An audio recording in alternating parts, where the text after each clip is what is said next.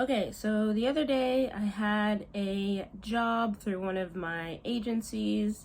I guess you can call this more like talent work versus modeling work. Of course, my main goal is to get jobs for like modeling, but the way you like get into modeling here is like not as straightforward as it sounds. So basically, this job was more talent work, not modeling, whatever.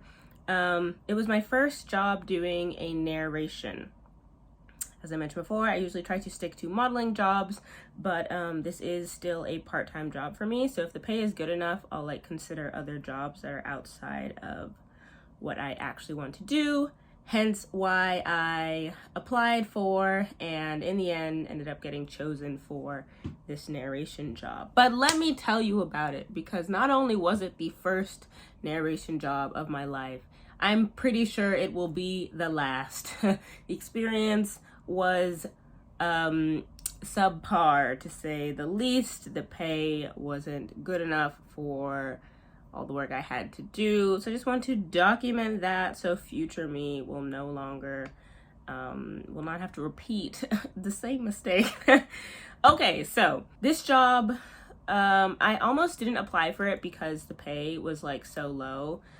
In the beginning, a job that paid more than like Ichiman, which is like 10,000, I would take, just because, you know, part-time jobs, money. So I did a lot of like extra roles, and my first agency, which is like not very good, didn't pay us very much. So I did a lot of those jobs just because it was like fun and I was making money.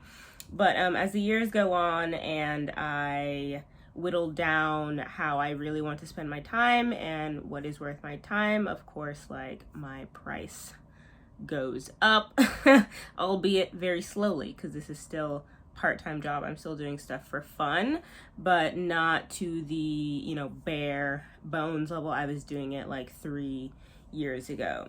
So this job pays, it was like 27,000 yen to do some narration in Osaka for, the email said like 3 hours, like 3 to 4 hours. And so that's like lower than what I typically would apply for, especially because it's not even a job that I really wanted to do. But, you know, I'm saving up for things, money is money. And so they're looking for a native English speaker. So I was like, okay, might as well apply. I may not get it, whatever. And if I do get it, then that is after tax, you know, at least Niman. So 20,000 yen, working towards my saving goals very slowly. So I applied, whatever, didn't think about it. They ended up picking me. Was very surprised. But it was okay. You know, Osaka's close enough. They don't pay transportation, which is another reason this job was like cheap.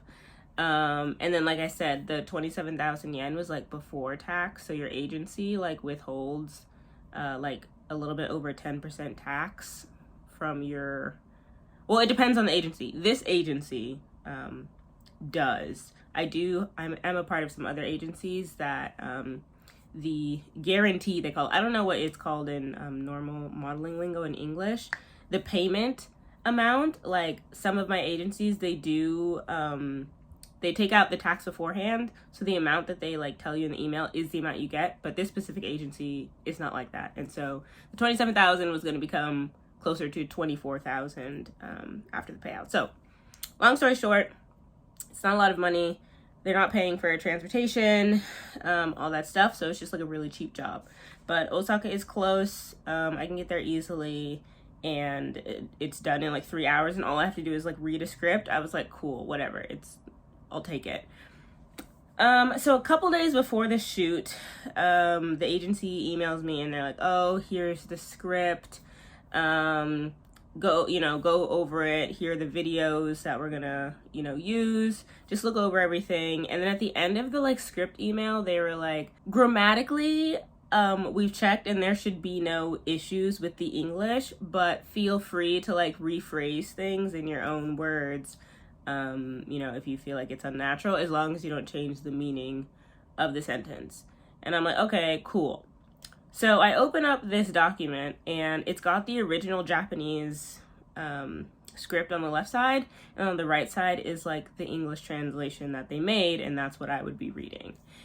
And when I tell you, not a single sentence made sense to my native, like, English speaking self, like, I'm only slightly exaggerating. So I could understand what they were trying to say for, like, most of the sentences, but I'm not kidding when I say, like, a lot of the sentences, I was like, I don't even know what you're trying to say. And I had to refer to the Japanese script and, like, retranslate it in my head to, like, see what they were trying to say. And it was such a mess.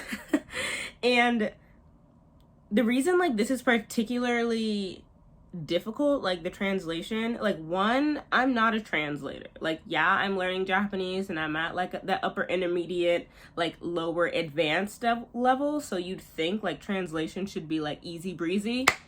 It's not. That's not a thing. People who can translate, like, documents, or, like, especially in real time, like, that is a gift that does not come from just, like, studying language. So for me to, like, do a translation from Japanese to English and, like, not only get the meaning across, but have it sound normal in English so that, like, native speakers of English will, like, not question the meaning of what you just said to them, like, is a lot of effort. And that does not happen smoothly.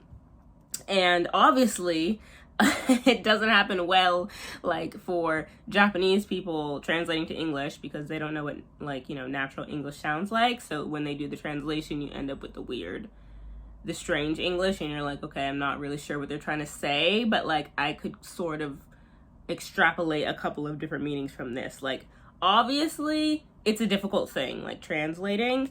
And so I was like, what to do? So we could either, no, that's not even an option. I was gonna say, like, option one would be to, like, leave the text, pretend everything is fine, and go record this script and, like, have to be associated, you know, for all of eternity with this, like, terribly unnatural English. Like, my voice. I spoke the unnatural English. It's me. And that's going to be distributed God knows where for who knows how long. Like, no. The little pride that I have will not allow that. I was like, I'm not going to be the voice that speaks this unnatural English into existence, like, for all of eternity. Like, that is not okay. No. So I may not be the most, like, I'm not gonna lie, I like to cut corners on a lot of things, because putting energy into things, like, it has to be something I really care about to, like, go, you know, that extra mile or do something, like, to the best of my ability, really high quality, right? This is one of the things that I will not allow myself to not do excellently on, like, to the best of my ability. Like, when it comes to, like, I'm doing this job for some company, right? And yeah, it's not for my own benefit, but, like, it's my voice and my name maybe somewhere that's gonna be, like, associated with the person who, like, put this out into the world. And I'm not gonna put this out into the world if it's trash. Like, it's up to me to some degree, and so it's a no. So I'm looking at this script and I'm like, wow, I have to change everything. I have to do all of this, and I have to do it before the job in, like, 48 hours, whatever, right? And so that obviously was impossible because I had stuff to do, lab, other things I'm doing. I just got back from America. Like, translating this Japanese text was not a priority. And if I had known a month ago I needed to do it, would have been okay. But not 2 days before the shoot. So the day of the shoot comes and I'm trying to, like, translate the text while I'm on the train down to Osaka, because it's about, like, an hour and a half ride. I mean, but it's not one straight shot. You gotta transfer to different trains, buses and stuff. So, and then you're lucky if you even get to sit down and be comfortable enough to, like, you know, so I can open my iPad and, like, edit this text. So Suffice it to say, that did not go smoothly. I was only able to translate like maybe 3 boxes out of like 20. Maybe not 20, maybe like 15. I don't know, it's a lot. And I didn't make it that far because I wasn't just looking at the English text and being like, how can I make this better? I had to look at the Japanese text and be like, okay, what is this actually trying to say, and how would a native say it in English, you know? And so it took so long and so much effort because this isn't just some narration for like a TV show or like a sitcom or something where they're using everyday language. Like, this is a factory that's producing really specialized materials that I wouldn't even know the like technical jargon for in English. So without the Japanese text, I'm like at a loss for what this like, you know, strangely strung together like massive like English words is like normal if it's really like getting across the meaning they're trying to get, or if it's just like they translated it literally and they're like, this is what it should be, but really it's not. So there's already a high degree of like speculation happening because I don't know the name for these like machines that they're trying to like say in English. So, and I'm not a specialist, and I wasn't about to Google, you know, every single term and be like, is this the correct term for this like machine that scrapes metal off of the thing or like flattens, you know, bars. It's a lot, and I can't give too much detail because you're not supposed to like say the names of these things. But anyways, that was the level of like text I was trying to translate. It was a mess, and I didn't make it very far. So I get to the studio, and it's interesting. I've never been to a recording studio before, so that was cool. But that was the only thing that was cool about this job was the fact that I got to like go into the little booth where it's like as quiet as outer space. And you've got the mic hanging down, like, you know, you're in a recording studio. Well, it is a recording studio, and you put on the headphones and all of the audio is like unbelievably crisp, like a level of crisp I've never experienced in my life. So that was really cool. And they had this little light on the front, and they're like, oh, do you know what this light means? And I'm like, no, sir. And he was like, so when it blinks red, that means you start speaking. And then all of this was happening through like the headphones. They were explaining this to me. And so that's how they would get me to start my lines like on time and like stop and stuff. They would like blink this little red light that was in front of me. So that was cool.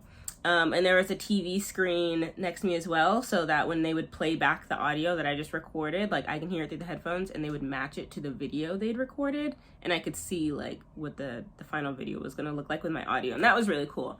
But once again, that was all that was cool. Let's get back to the struggle. So I get to the studio, I meet all the people, everyone's in like the clients, so I guess the CEO or whoever, I don't know who these people are, the person associated with the company that is paying this studio to make the recording, like they're all in suits, middle-aged older Japanese men looking real intimidating. Nobody speaks English except there's one guy. So he's with the client, so he's also in a suit, older Japanese man. And it turns out he's the one who made the original English translation. So he speaks both English and Japanese. But other than him, no one else speaks English, no one else knows what's going on. And so I obviously still spoke in Japanese, but some of them, they were like, do you speak Japanese? And I'm like, it like always amazes me the level or lack thereof of communication, like among all of these companies. Like the client maybe hired the like production company who maybe hired my modeling agency. And so like it would make sense if maybe the client doesn't know that I speak Japanese, but like these people specifically were like, they applied to this foreign talent agency, like full of foreigners, not Japanese people, to do this job because they're looking for a native English speaker. And in the job description, they said, we need someone who speaks Japanese. Like, why would you be confused when I arrive whether or not I speak Japanese? Whatever is beyond me. That's not the point. Anyways, so I'm talking to the staff. I'm telling them, hey, the English script like cannot be recorded as it is. There's a lot of issues. I tried to translate some of it, but I didn't make it. It's too long. So I need some like, what do you want to do? Do you want me to just read the script as I have it now? So the first part is like okay English and the rest is just like really English that's not fine, or I'm gonna need some time to sit in a quiet room and like translate the rest of this. And so the first thing that really irritated me was, so after I told them that, like, so the two men in the suits, the clients, like after hearing that, they were like, oh yeah, like that's what we expected. Like, so he said this in the context of like, I was like, okay, the English that was provided to me in the script is like not sufficient as it is. So I'm going to need time to retranslate it on my own. And in response to that, he was like, yes, that's what we were expecting. And I'm like, sir, you expected to be wasting my time at the last minute? It was so strange to me. Like, there's always the issue of like language barrier and stuff, and like maybe the way he said it wasn't meant to be taken that way, but that's like what he said. It's like, yes, we expected that you would fix all of our English mistakes and you would do it either like before the job, so on your own time, right? And the way these jobs work is not that you have homework to do beforehand. And if that was a thing, it would be like explicitly stated in the job description before we apply. Like, the expectation is we go there, and if they need something from us beforehand, they'll tell us in the email to bring it. They'll tell us to prepare it. It's like very explicit. But usually you just go to the job and they have everything prepared. You just do the job that they told you were going to do. So you go, you take pictures, you go, you change clothes, you go, you're an extra, you go, you read some lines. Like, there's no sort of like confusion about what your job is. And you know that before you get there, or you get there and then they explain it to you. And it doesn't require anything like that you needed to do beforehand, typically. And so this was like particularly offensive because if that was like a part of the job, then like one, it would have been like communicated beforehand, way beforehand. Because we apply for these jobs like 1 to 4 months in advance. Like, I think this job I applied for late last year. So this was one of the ones that was like 4 months in advance I had to apply for. So they had time. It's not an issue of time. It's an issue of like preparation and like expectations. And so you're going to tell me that you wanted me to fix all of this, which is a lot. It's not like it's one paragraph and I'm reading like a, what do you call it? A one-liner for a commercial. And it's like, oh, I should read, the one-liner would make more sense as this. Like, this is a several page document of really like Senmonteki, what's Senmonteki? Like specialist terms about something I have no idea about. It's like a real script, and they expect me to either have done this beforehand when they know they sent the script 48 hours in advance to my agency and didn't explicitly tell me to fix it. They said, if you'd like to change some things, feel free. They didn't say this needs to be fixed. They sent that 48 hours in advance, or they expected me to come here and do it while I'm here. So we're wasting everybody's time, not just my own time now that I'm not getting paid for extra, but everybody's time. I got to get there and go sit by myself while everyone's waiting for me to like translate this script. Like, they literally have nothing else to do. They're all sitting in that room. They waited for me to get there. I got there. And now I have to go and spend some extra time by myself to translate the script. They're just sitting around on the couch waiting for me to be done. You know how much pressure that was? It was horrible. I have issues, like, I've got the kind of brain that needs absolute silence to be able to focus, like when I'm doing something difficult. And translation, like, is already difficult for me, as I was explaining before. Like, that is not a gift I have. Yes, I can speak Japanese. I cannot translate. They're not the same. So I have this difficult task that I have to do. I'm not at home. I'm not somewhere comfortable where I know I can create a silent space of my own. Like, I'm in this room of like 6 Japanese like professionals, 2 of which are very intimidating. And now I'm on a time schedule. And I told them, oh, maybe I could get it done in like 20 minutes. Cause like really I wanted like 30 minutes to an hour, but I can't say that because the whole job's only supposed to be 3 hours. So I was just giving them a quick number and I was like, oh yeah, maybe if you give me 20 minutes, I can like translate it roughly, like very roughly. And they're like, okay, let's do that. And I'm like, you're gonna sit here and wait around 20 minutes for me to translate the rest of this script? Like, the pressure was immense. Like, it was terrible. I was like, I can't. If I had to do that in front of them, I would have probably cried. Like, I can't. That's too much pressure for me. That's not an environment. I have confidence I could have done that. Thanks to the grace of God, it was a recording studio. So they had a room that was as quiet as... the examples coming to mind are not good. As quiet as you can imagine, quieter than a library. Like, right if I went into the recording booth. So they let me use the recording booth. It was completely quiet, so still. So I was able to get the like quiet room I needed, but unfortunately I still had the time crunch pressure. Like that was so much. So I was able to like get it done, but they had to come check on me 2 times and be like, oh, how much longer, this and that. That's raising my stress levels. I was like, oh, I just have a few more lines, this and that. And so because of that, like, yeah, the translation, it was like the roughest possible. I didn't look at the Japanese text. I only took the English and I was like, okay, I'm just gonna assume that this is what they mean and I'm gonna write it better. Like, that's what I did for the rest of the script. I only had 20 minutes. I barely got it done, y'all. Barely. And with that, I found out because afterward, then we had to go and bring the new script to the client, which was like for him to look at it and check it then in the moment, which was horrible because I had just pulled out, like, I did all of this on my iPad in Notability. Like, I didn't have a paper, I didn't have a pen. This wasn't even a Word document. So like, I thought that was the stressful part. The stressful part came afterward. Like, it got worse because then I finished the text. I'm on my iPad. It's like poorly written. The text is like covering words. There's like grammatical, punctuational errors and spelling errors.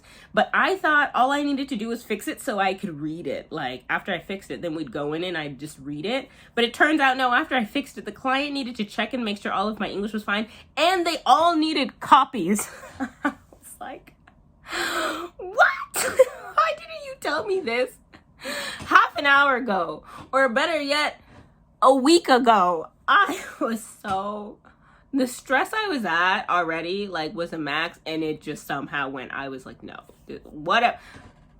I'm done. I did what I needed to do. Now y'all gonna have to figure it out. So next hurdle came. The lady, she was like, oh, can you send this to us? Right? So I finished on my iPad. I came out of the room. I'm like, I'm done. I have this absolutely ridiculous looking like text on Notability on my iPad that I'm just holding because I thought it was for me. And she's like, can you send that to us? And I was like, how? First I was like, no, you can't read this. I'm the only one who can read this. Like, and it only looks a mess because I had to do this in like at the speed of light, like under the pressure of like, it doesn't matter. Unbelievable pressure. So like, this is the lowest quality required for me to like do the job that I'm here to do today. And she said, can you send it to us? I was like, ma'am, you don't understand what's occurring on this iPad screen. And so I was like, it's not a Word document. And she's like, it's fine. Maybe you can share it or email. So we spent a good 5 minutes for me trying to figure out how to get this document off my iPad and onto her computer.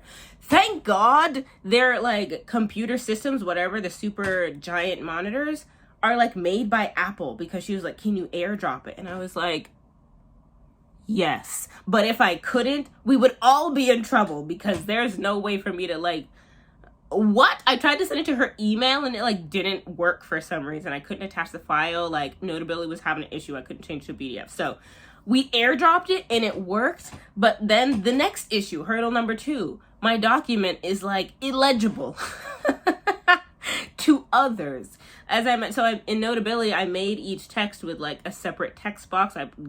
Thank God I changed the color of the text because that was enough for them to figure out which one was my edits.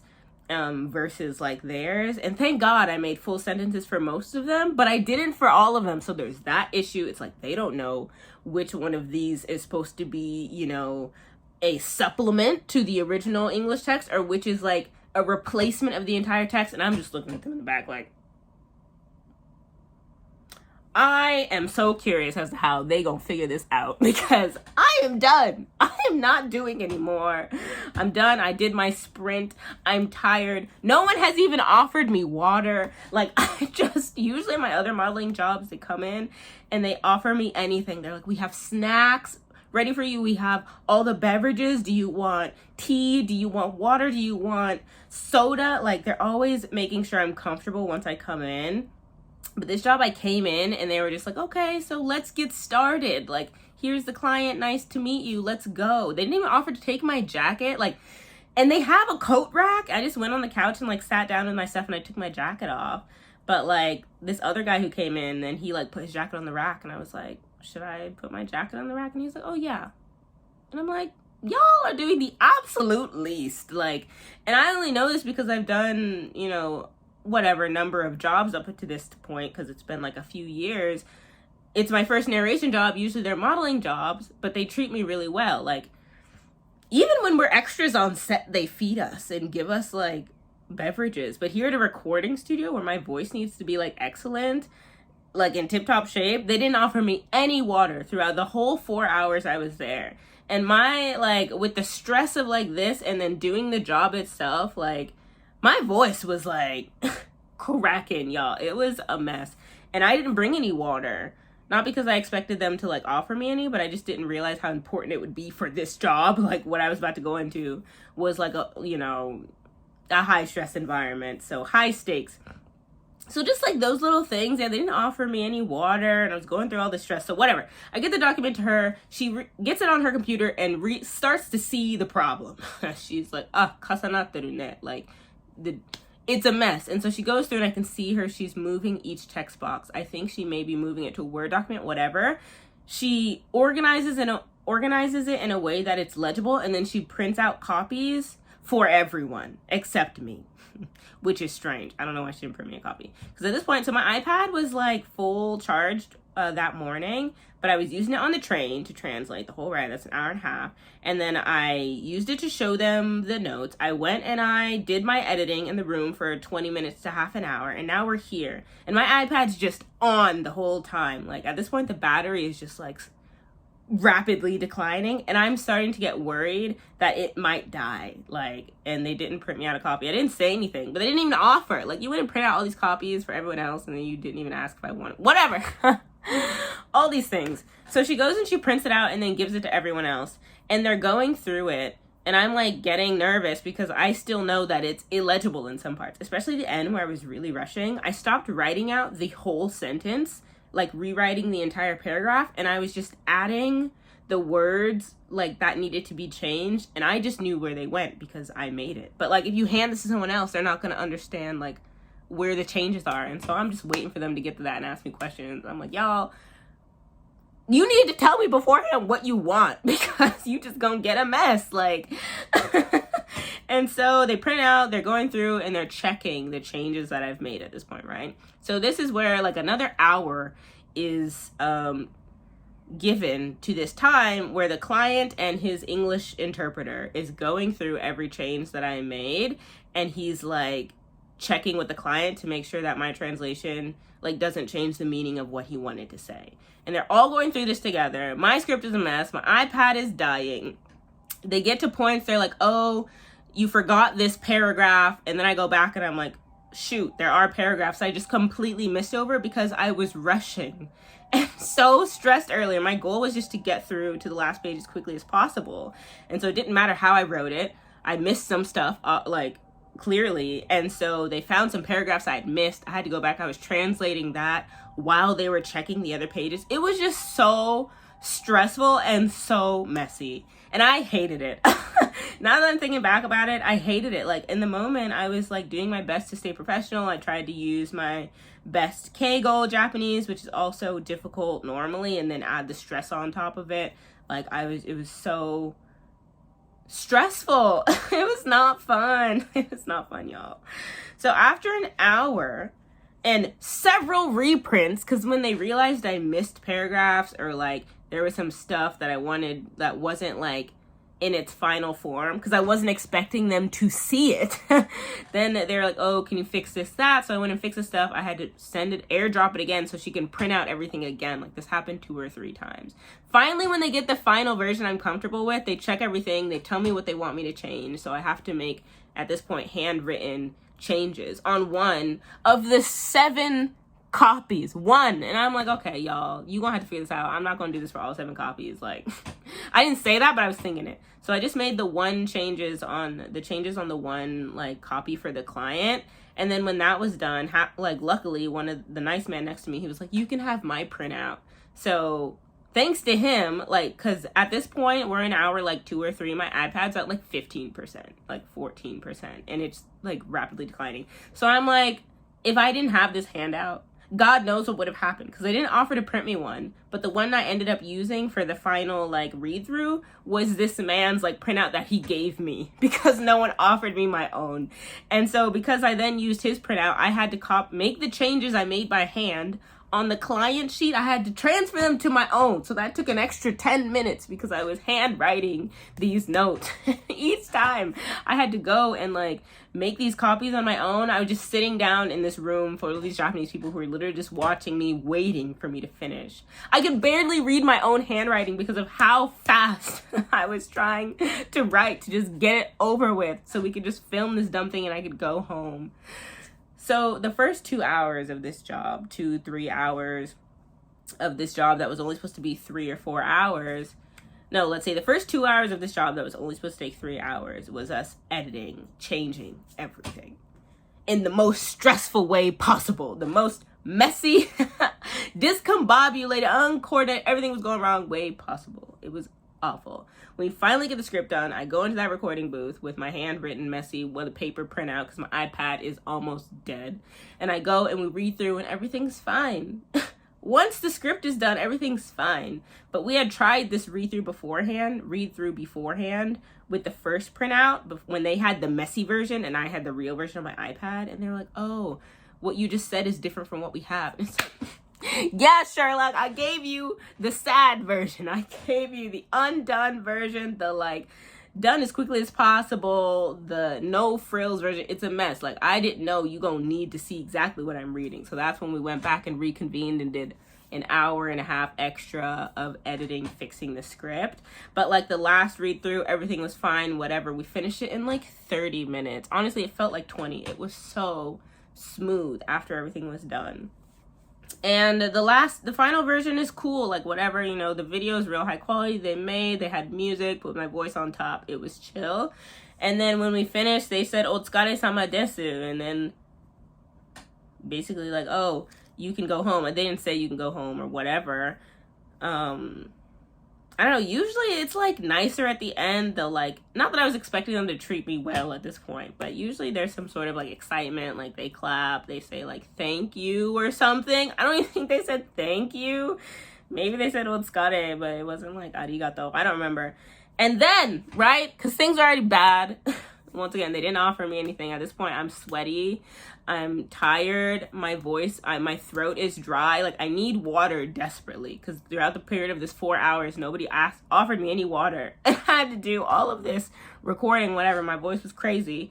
And then I'm about to leave and he goes, oh, can you send us the final version of the script later? Like, yeah, we need you to, and I'm like, what does that mean? And he was like, oh, we need you to, can you type it up? And I'm like, you mean like type it in a Word document? And he's like, yeah, and then just like send it to us. It doesn't have to be today.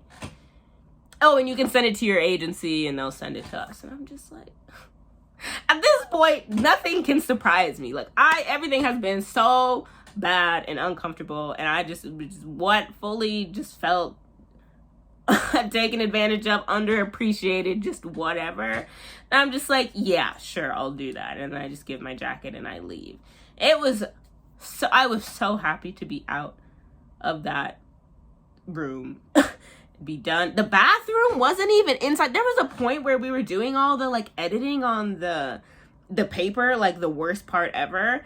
And like I had to go to the bathroom so bad. And so we finally finished the editing, right? On the papers. So then the next step was to just go to the recording. And I was like, sorry, can I go to the bathroom? Because at this point it's been 3 hours.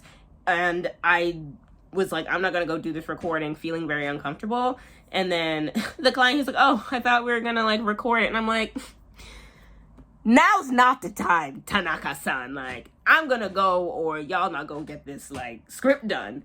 And so I'm like, where's the bathroom? It turns out the bathroom is like outside of the building down this freezing corridor in a different part of the building. Not inside the room I'm in. I literally outside. I go out in the cold. Didn't get my coat. Didn't change my shoes. Because you got to change your shoes when you go inside. I'm running, y'all. I'm running. Because I'm like, they didn't deserve for me to run. I should have walked. I should have taken 5 minutes, 10 minutes. Should have taken a nice break. Should have went to the vending machine and bought me some water or a nice beverage. Because they wasn't going to give me none.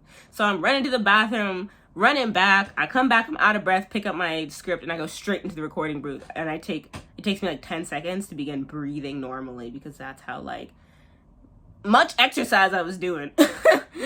And then we start from there. So yeah, like nothing felt good. I didn't feel any ounce of Japanese hospitality, 0%. And then on top of all that stressful, horrible experience, they gave me homework.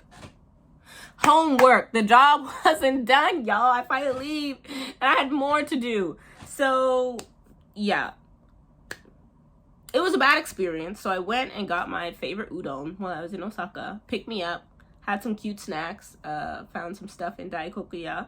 I went home and I chilled for the night. And then the next day, I went and I typed up the script. And I'm going to send it to my agency. And I'm like, I'm thinking about how I felt yesterday and all the stuff that happened. And I was like, this was not fine. Like, old me, without the self-confidence, who doesn't speak up for herself, she's dying. She's mostly dead. And, like, current me, entering my 30s, moving on, embracing my adulthood and who I am, and vouching for myself, like, that's an important thing. So I was like, you know what? This was objectively not fine. This was not how the job description said this was going to be. I had to do a lot of extra jobs under a lot more stress, like, because the company wasn't prepared or didn't, like, communicate beforehand what they needed. And then they gave me an extra task afterward because of it. That is not okay. So when I went to email my agency the script, I was like, hey, here's the script. They asked me to send it to you, this and that. And then I went and I told him everything that had happened that day. And I was like, a lot of stuff happened that was not fine. It put me under high stress. I was very uncomfortable. This was not communicated. This was not in the job description, and therefore it's not okay. And because of all of those things, I think I deserve extra compensation for like the extra job that I did. That was not what I signed up to do. Easy peasy. I was like, you know what? All I'm going to do is tell him, my agency, the CEO of this agency, he's really nice, and we worked together for a couple of years. He's treated me well always. He speaks English. He would vouch for me. And I don't know why I thought that was a thing where you can, because I got a bonus for a job that I did last year. Like, the salary that I was promised, they gave me more. So I don't know why that happened, but I knew it was possible for the salary to like change from what it was originally in the email to like what you get paid. So I was like, it's worth a try. The salary was already like too low for me to begin with. And then on top of how awful the job was, I was like, oh no, there's no way they're only paying me $20,000, $24,000, whatever for this job that like was already way too cheap to do the normal requests that they asked. Then you wanted me to do 5 tasks on top of that, which added an extra like 2 hours, like one of those hours being done in my own time, like before I even got to the job, more than 2 hours, and then another hour I had to do on my own time after the job, in addition to the 2 hours we had to do extra during the job because everything was a mess. So I asked him, I was like, yeah, I think I deserve for to be paid more. I would like you to try to renegotiate my rate because these are all the extra jobs I did that were not required, this and that, done. So I sent that to him. I guess that was 2 days ago now. And then he got back to me yesterday and he was like, oh, I'm so sorry. Like, I didn't know. Like, they didn't even tell me about the script. Like, that you were going to email me the script, that they needed, or they were expecting the final version of the script. He was like, yeah, they didn't tell me anything. I'm sorry that happened. And he was like, I understand what you're saying. It sounds about right, sounds fair. I'll try to renegotiate for you. I'll file a claim, whatever. I don't even know what that means, but he said he was going to renegotiate for me, and so I was really appreciative. I don't know what's going to happen in the end. That was yesterday.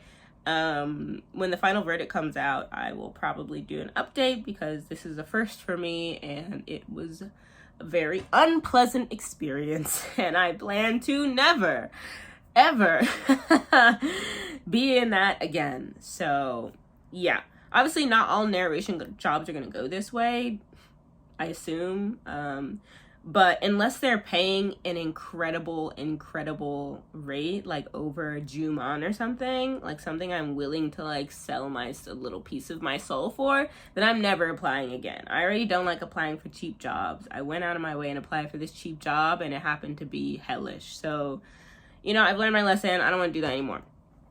So that's how my first narration job went. It was a train wreck. Yeah, we'll see what I get paid in the end and how this pans out. At this point, with how badly everything went, I wouldn't be surprised if they fought back and said, no, we're not going to pay her anymore because we expected all of this. Whatever, I'm getting more angry the more I think about it. So that's all. Thanks for watching. Talk to you in the next one. Mata ne. Bye.